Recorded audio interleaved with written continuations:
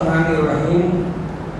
یہ پہلا سوال ہے، تحت المسجد کی نماز مغرب کی اذان سے کتنی دیر پہلے تک پڑھ لینی چاہیے؟ ان الحمد للہ والصلاۃ والسلام علی رسول اللہ وبعد۔ آج کی ہماری یہ جو نشست ہے نماز کے مختلف مسائل کے اوپر ہے، اس لیے نماز سے متعلق جو سوالات تھے ان کو جمع کیا گیا ہے۔ ان سوالوں میں سے یہ پہلا سوال ہے، آپ کو معلوم ہے کہ غروب اور طلوع آفتاب کے اوقات جو ہیں ان میں نماز پڑھنا منع ہے، لہٰذا جس وقت سورج غروب ہو رہا ہوتا ہے اس وقت کوئی بھی نماز نہیں پڑھی جا سکتی، نہ تحیۃ المسجد، نہ تحیۃ الوضو، نہ کوئی اور نماز پڑھی جا سکتی ہے۔ غروب سے پہلے اگر آدمی سمجھتا ہے کہ میں غروب آفتاب سے پہلے 2 رکعت پڑھ لوں گا تو وہ تحیۃ المسجد پڑھ سکتا ہے، لیکن اگر وہ یہ سمجھتا ہے کہ ٹائم بالکل آخر ہے، میں جلدی کروں گا اور نماز سورج غروب ہونا شروع ہو جائے گا، تو وہ بغیر تحیۃ المسجد پڑھے بیٹھ سکتا ہے، چونکہ تحیۃ المسجد اگرچہ اس کی اہمیت ہے لیکن وہ فرض نہیں ہے، اس کے بغیر بھی مسجد میں بیٹھا جا سکتا ہے، احادیث سے ثابت ہے۔ بلکہ امام نسائی رحمہ اللہ نے باقاعدہ باب قائم کی ہے اور ثابت کیا ہے، اگر کوئی شخص تحیۃ المسجد پڑھے بغیر بیٹھ جاتا ہے تو وہ بیٹھ سکتا ہے، ناجائز نہیں ہے۔ اس لیے اگر وقت ہے تو ٹھیک ہے، وقت نہیں ہے تو پھر وہ نہیں پڑھ سکتا۔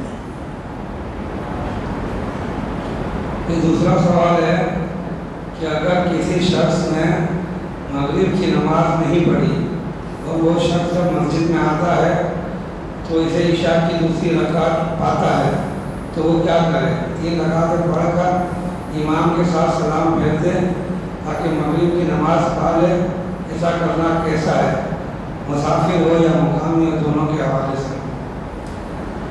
انہوں نے تو کچھ مناسب سا سوال کیا ہے، ورنہ عام طور پر جو دیکھا گیا ہے اور جو مسئلہ پوچھا جاتا ہے اور وہ یہ ہے کہ اگر کسی کی مغرب کی نماز رہ جائے اور عشاء کے وقت پہنچے تو وہ 1 رکعت کے لیے بیٹھ جائے تاکہ امام 1 رکعت پڑھ لے اور وہ دوسری میں شریک ہو جائے تو آخر میں 3 پڑھ لے، مغرب ہو جائے گی کہ نہیں ہو جائے گی؟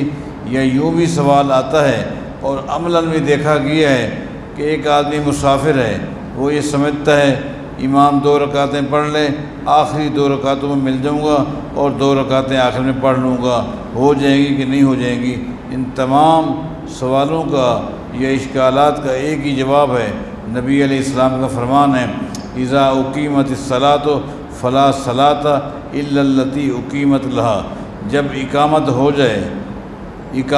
جائے، کوئی نماز کھڑی ہو جائے تو اس نماز کے علاوہ کوئی اور نماز نہیں ہوتی سوائے اس نماز کے جس کی اقامت کہی گئی ہے، لہذا اس کو چاہیے وہی عشاء کی نماز پڑھے، اس کے بعد پڑھ لے باقی۔ اور اگر مسافر ہے تو چونکہ مقامی امام ہے اس نے 4 ہی پڑھانی ہیں، چاہے مسافر کو آخری رکعت 1 ہی مل جائے تب بھی 3 اور پڑھنی ہوگی، اس لیے کہ حدیث میں آتا ہے جب امام مقیم ہو مسافر کو پوری پڑھنی ہے۔ جب پتہ چل گیا کہ امام جو ہے وہ مقیم ہے، لہٰذا اگر 1 رکعت بھی ملی ہے تو 3 باقی پڑھے گا۔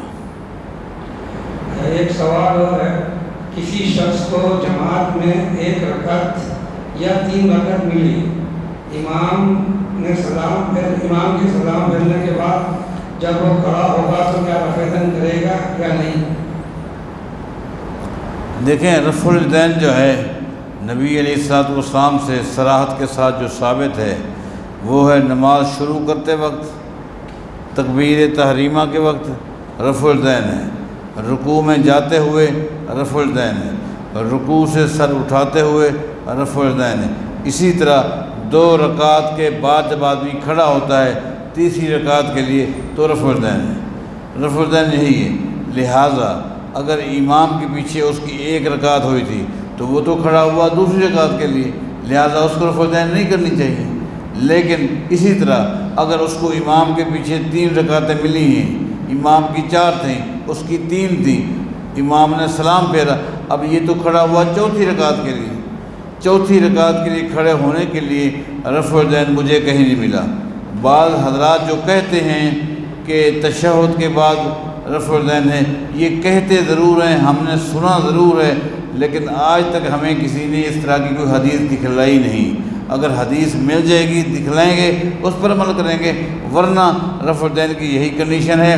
لہٰذا امام کی اگر 4 رکعتیں ہوئیں، اس کی 1 تھی دوسری کے لیے کھڑا ہوا، یہ اس کی 3 ہوئی چوتھی کے لیے کھڑا ہوا، اس کو رفع الیدین نہیں کرنا۔ ہاں اگر اس کی 2 ہی ہیں اور تیسری کے لیے کھڑا ہوا ہے تو اس کو رفع الیدین کرنا پڑے گا۔ سوال یہ ہے کہ چھوٹے بچوں کو جماعت میں پہلی صف میں کھڑا ہونا کیسا ہے؟ سب سے پہلی بات یہ ہے،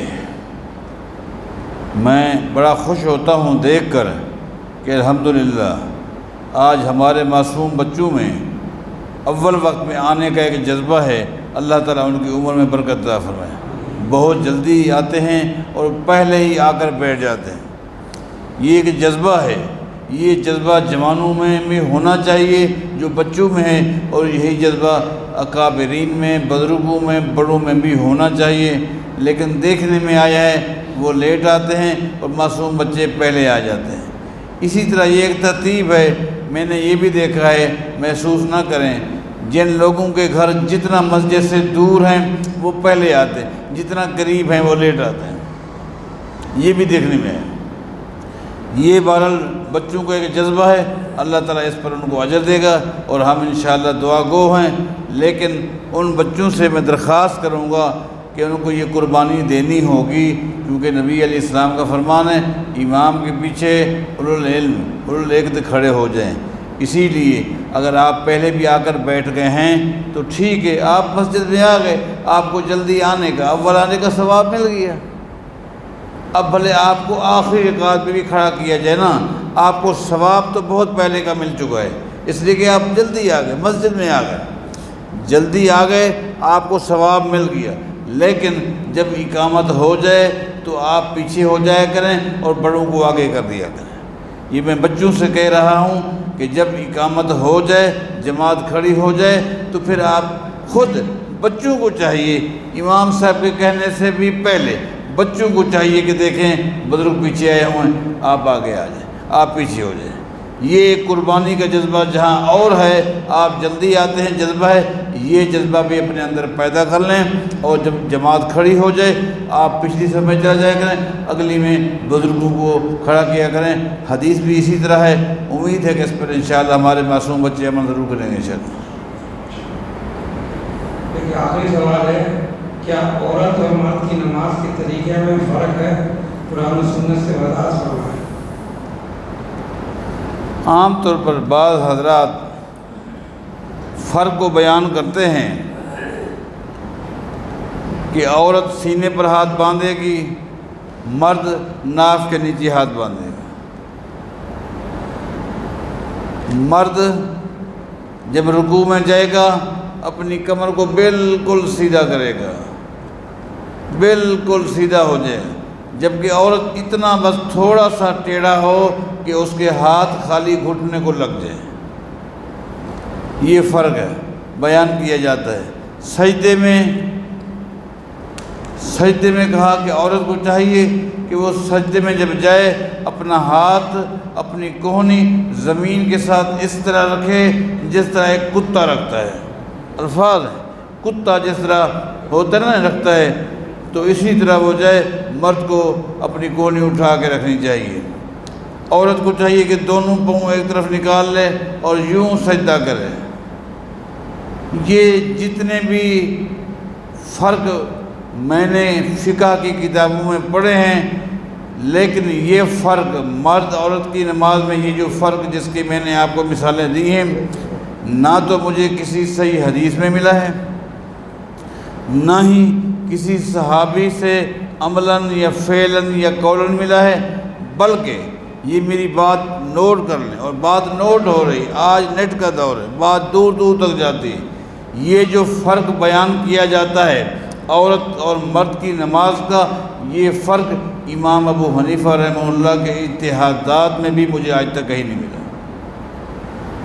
امام صاحب کے جو اجتہادی مسائل ہیں، ان مسائل کے اندر بھی یہ فرق مجھے آج تک کسی فقہ کی کتاب میں نہیں ملا، لہٰذا یہ سارا فرق گھڑا ہوا ہے، اس کا شریعت کے ساتھ کوئی تعلق نہیں ہے۔ سبحانک اللہ۔ الرحمن الرحیم۔ یہ پہلا سوال ہے، تحت المسجد کی نماز مغرب کی اذان سے کتنی دیر پہلے تک پڑھ لینی چاہیے؟ ان الحمد للہ والصلاۃ والسلام علی رسول اللہ وبعد۔ آج کی ہماری یہ جو نشست ہے، نماز کے مختلف مسائل کے اوپر ہے، اس لیے نماز سے متعلق جو سوالات تھے ان کو جمع کیا گیا ہے۔ ان سوالوں میں سے یہ پہلا سوال ہے، آپ کو معلوم ہے کہ غروب اور طلوع آفتاب کے اوقات جو ہیں، ان میں نماز پڑھنا منع ہے، لہٰذا جس وقت سورج غروب ہو رہا ہوتا ہے اس وقت کوئی بھی نماز نہیں پڑھی جا سکتی، نہ تحیۃ المسجد، نہ تحیۃ الوضو، نہ کوئی اور نماز پڑھی جا سکتی ہے۔ غروب سے پہلے اگر آدمی سمجھتا ہے کہ میں غروب آفتاب سے پہلے 2 رکعت پڑھ لوں گا تو وہ تحیۃ المسجد پڑھ سکتا ہے، لیکن اگر وہ یہ سمجھتا ہے کہ ٹائم بالکل آخر ہے، میں جلدی کروں گا اور نماز سورج غروب ہونا شروع ہو جائے گا، تو وہ بغیر تحیۃ المسجد پڑھے بیٹھ سکتا ہے، چونکہ تحیۃ المسجد اگرچہ اس کی اہمیت ہے لیکن وہ فرض نہیں ہے، اس کے بغیر بھی مسجد میں بیٹھا جا سکتا ہے، احادیث سے ثابت ہے، بلکہ امام نسائی رحمہ اللہ نے باقاعدہ باب قائم کی ہے اور ثابت کیا ہے، اگر کوئی شخص تحیۃ المسجد پڑھے بغیر بیٹھ جاتا ہے تو وہ بیٹھ سکتا ہے، ناجائز نہیں ہے۔ اس لیے اگر وقت ہے تو ٹھیک ہے، وقت نہیں ہے تو پھر وہ نہیں پڑھ سکتے۔ یہ دوسرا سوال ہے کہ اگر کسی شخص نے مغرب کی نماز نہیں پڑھی اور وہ شخص جب مسجد میں آتا ہے تو اسے عشاء کی دوسری رکعت پاتا ہے تو وہ کیا کرے؟ 3 رکعتیں پڑھ کر امام کے ساتھ سلام پھیر دے تاکہ مغرب کی نماز پڑھ لے؟ ایسا کرنا کیسا ہے؟ مسافر ہو یا مقامی ہو، دونوں کے حوالے سے۔ انہوں نے تو کچھ مناسب سا سوال کیا ہے، ورنہ عام طور پر جو دیکھا گیا ہے اور جو مسئلہ پوچھا جاتا ہے اور وہ یہ ہے کہ اگر کسی کی مغرب کی نماز رہ جائے اور عشاء کے وقت پہنچے تو وہ 1 رکعت کے لیے بیٹھ جائے تاکہ امام 1 رکعت پڑھ لے اور وہ دوسری میں شریک ہو جائے، تو آخر میں 3 پڑھ لے، مغرب ہو جائے گی کہ نہیں ہو جائے گی؟ یا یوں بھی سوال آتا ہے اور عملاً بھی دیکھا گیا ہے کہ ایک آدمی مسافر ہے، وہ یہ سمجھتا ہے امام 2 رکعتیں پڑھ لے، آخری 2 رکعتوں میں مل جاؤں گا اور 2 رکعتیں آخر میں پڑھ لوں گا، ہو جائیں گی کہ نہیں ہو جائیں گی؟ ان تمام سوالوں کا یا اشکالات کا ایک ہی جواب ہے، نبی علیہ السلام کا فرمان ہے، اذا اقیمت الصلاۃ فلا صلاۃ الا التی اقیمت لہا، جب اقامت ہو جائے، کوئی نماز کھڑی ہو جائے تو اس نماز کے علاوہ کوئی اور نماز نہیں ہوتی سوائے اس نماز کے جس کی اقامت کہی گئی ہے، لہذا اس کو چاہیے وہی عشاء کی نماز پڑھے، اس کے بعد پڑھ لے باقی۔ اور اگر مسافر ہے تو چونکہ مقامی امام ہے، اس نے 4 ہی پڑھانی ہیں، چاہے مسافر کو آخری رکعت ایک ہی مل جائے تب بھی 3 اور پڑھنی ہوگی، اس لیے کہ حدیث میں آتا ہے جب امام مقیم ہو مسافر کو پوری پڑھنی ہے۔ جب پتہ چل گیا کہ امام جو ہے وہ مقیم ہے، لہٰذا اگر ایک رکعت بھی ملی ہے تو 3 باقی پڑھے گا۔ ایک سوال اور ہے، کسی شخص کو جماعت میں 1 رکعت یا 3 رکعت ملی، امام کے سلام پھیرنے کے بعد جب وہ کھڑا ہوگا تو کیا رفع کرے گا یا نہیں؟ دیکھیں، رفع الیدین جو ہے نبی علیہ الصلوۃ والسلام سے صراحت کے ساتھ جو ثابت ہے وہ ہے نماز شروع کرتے وقت، تکبیر تحریمہ کے وقت رفع الیدین ہے، رکوع میں جاتے ہوئے رفع الیدین ہے، رکوع سے سر اٹھاتے ہوئے رفع الیدین ہے۔ اسی طرح 2 رکعت کے بعد جب آدمی کھڑا ہوتا ہے تیسری رکعت کے لیے تو رفع الیدین ہے، رفع الیدین یہی ہے۔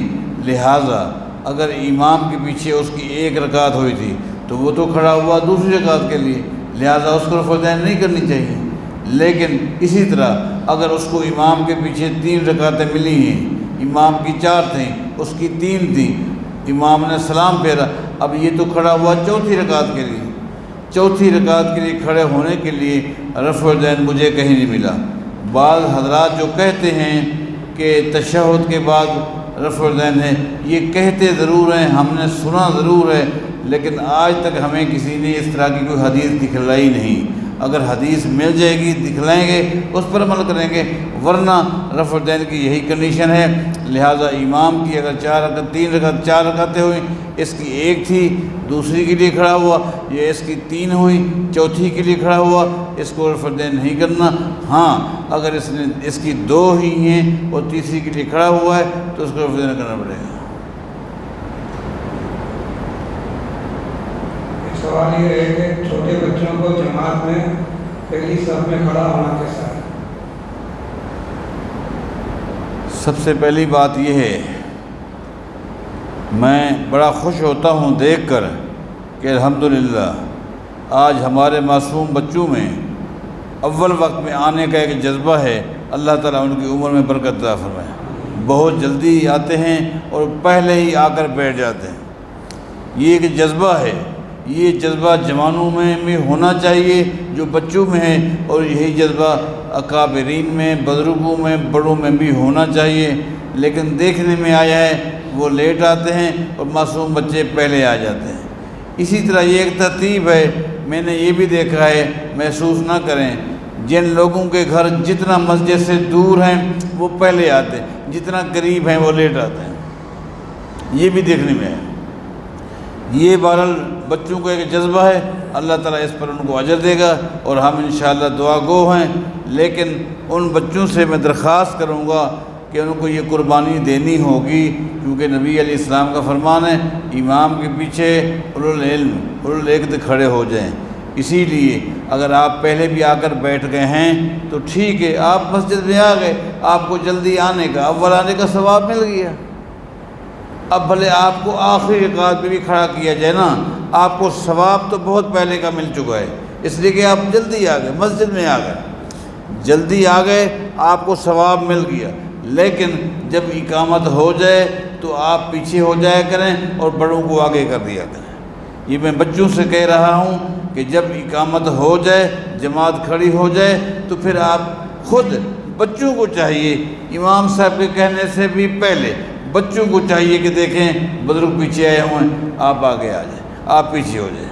یہ ایک قربانی کا جذبہ جہاں اور ہے، آپ جلدی آتے ہیں جذبہ ہے، یہ جذبہ بھی اپنے اندر پیدا کر لیں، اور جب جماعت کھڑی ہو جائے آپ پچھلی صف میں چلا جایا کریں، اگلی میں بزرگوں کو کھڑا کیا کریں۔ حدیث بھی اسی طرح ہے، امید ہے کہ اس پر انشاءاللہ ہمارے معصوم بچے عمل ضرور کریں گے انشاءاللہ۔ ایک آخری سوال ہے، کیا عورت اور مرد کی نماز کے طریقے میں فرق ہے؟ قرآن و سنت سے وضاحت فرمائیں۔ عام طور پر بعض حضرات فرق کو بیان کرتے ہیں کہ عورت سینے پر ہاتھ باندھے گی، مرد ناف کے نیچے ہاتھ باندھے گا۔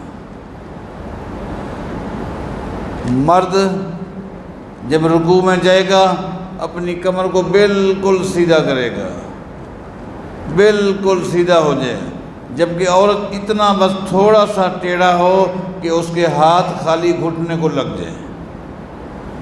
یہ فرق ہے، بیان کیا جاتا ہے۔ سجدے میں کہا کہ عورت کو چاہیے کہ وہ سجدے میں جب جائے اپنا ہاتھ اپنی کوہنی زمین کے ساتھ اس طرح رکھے جس طرح ایک کتا رکھتا ہے۔ الفاظ ہیں، کتا جس طرح ہوتا ہے نا رکھتا ہے، تو اسی طرح وہ جائے، مرد کو اپنی کوہنی اٹھا کے رکھنی چاہیے۔ عورت کو چاہیے کہ دونوں پاؤں ایک طرف نکال لے اور یوں سجدہ کرے۔ یہ جتنے بھی فرق میں نے فقہ کی کتابوں میں پڑھے ہیں، لیکن یہ فرق مرد عورت کی نماز میں، یہ جو فرق جس کی میں نے آپ کو مثالیں دی ہیں، نہ تو مجھے کسی صحیح حدیث میں ملا ہے، نہ ہی کسی صحابی سے عملاً یا فعلاً یا قولاً ملا ہے، بلکہ یہ میری بات نوٹ کر لیں، اور بات نوٹ ہو رہی، آج نیٹ کا دور ہے، بات دور دور تک جاتی ہے۔ یہ جو فرق بیان کیا جاتا ہے عورت اور مرد کی نماز کا، یہ فرق امام ابو حنیفہ رحمہ اللہ کے اجتہادات میں بھی مجھے آج تک کہیں نہیں ملا۔ امام صاحب کے جو اجتہادی مسائل ہیں، ان مسائل کے اندر بھی یہ فرق مجھے آج تک کسی فقہ کی کتابیں نہیں ملا، لہٰذا یہ سارا فرق گھڑا ہوا ہے، اس کا شریعت کے ساتھ کوئی تعلق نہیں۔ سبحان